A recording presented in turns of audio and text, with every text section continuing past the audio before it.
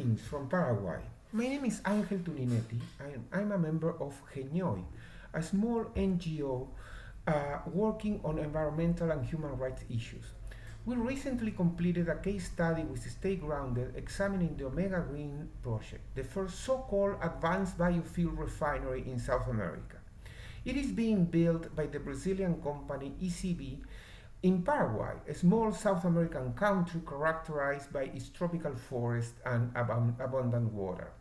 The refinery, one of the world's largest to date, aims to primarily produce aviation biofuels in a country with very little demand for them. The main feedstocks for the refinery are expected to be soybean oil, animal fats from the export beef slaughter industry, and pongamia oil.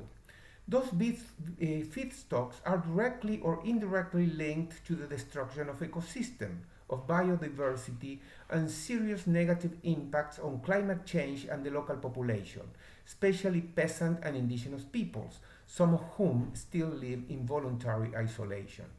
Paraguay is already heavily impacted by monocultures of genetically engineered soybeans and corn, eucalyptus, and beef production, an economic model imposed by transnational companies that extract income and leave behind deforestation, dying ecosystems, pollution, poverty, and ill health. The refinery will be installed in Villeta, a small city very close to the capital, Asunción, on the banks of the Paraguay River, one of the main sources of life in the national water system. Potential pollution from the biofuel refinery, as well as increased construction and shipping along the river, pose a serious risk for the health and the livelihoods of the local fishing community. The project owner was granted by the Paraguayan government of a total tax exemption and a permit to repatriate its capital and profits at no cost for 30 years. The government has thus supported the major investment with no regard to the impacts of the Paraguayan River and the people of the country.